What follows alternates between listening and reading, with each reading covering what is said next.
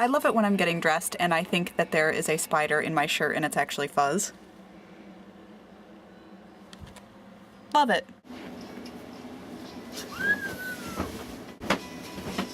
I've actually made out a little list here of my plans for the day. Treadmill, job hunt, vlog throughout. Ooh. I want to have one short draft of my phobia short story. One short draft.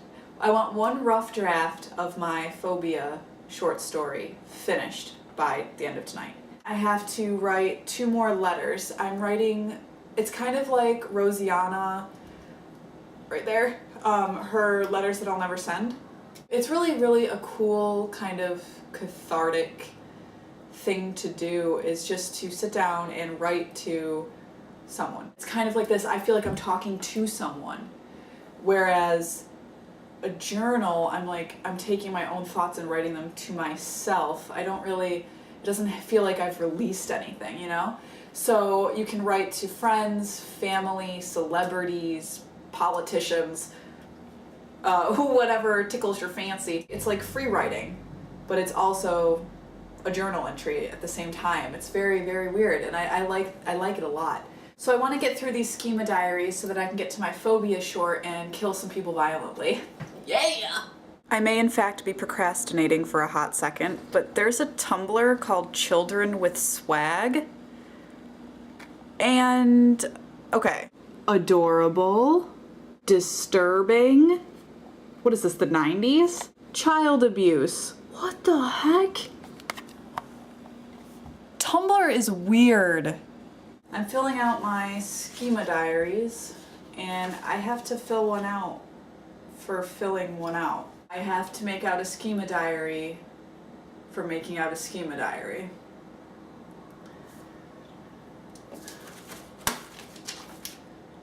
Well, I thought that I had a lot of these, but I've ended up with 3, 4, 5, 6, 7 in a week. So it's not one every day, but yeah, it averages out to that, right?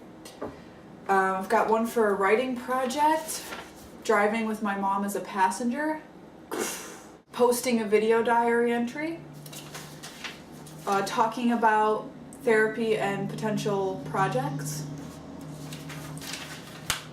looking for a job, going to therapy, and filling out a schema diary. Something interesting is happening while I'm filling these out. One thing is it's actually helping.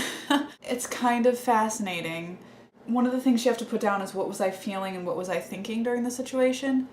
And I'm realizing that a lot of the time what I'm putting for feeling are also thoughts. It's hard for me to put a feeling to what's happening. It's interesting because I realized this while I was talking to her at our last session last week, that she would ask me, how does that make you feel? What are you feeling? And I would just be like, I don't know. She's like, where are these tears coming from? And it took me a long time to get there. We tried to get to what I was feeling when I get a lot of praise and things, and I feel like it's feigned. I feel like I don't trust it. I don't see it. And even when I take it in and I do trust it, she said, do you actually feel the pride in yourself? And I'm like, no, not always. Or I do, and then it just fades. So there's like a disconnect happening with my feelings versus my thoughts. My thought to feeling ratio is askew. So basically I think a lot more than I'm feeling, which is weird because I'm a very sensitive, emotional person, just not directed at myself. It's really hard to read them back. Even right after I'm done filling it out, I don't want to go and read it back, but I will tomorrow before my meeting so that they're fresh in my mind. I'm obsessed with psychology. I feel like a lot of people are, and that's why things like daily vlogs and reality shows are really popular, is because we're interested in people's psyche, and I think that's why we have a problem with celebrity and, you know, watching other people's lives even though we don't know them and putting our own perspectives onto things. And, you know, it might not be right, but it's human nature. It's what we do. We like to see other people and see how other people live their lives and what they have in their fridge and things like that. I think that self-examination and self-reflection to a certain degree, is extremely enlightening. You can go too far. I'm doing it. I'm doing it.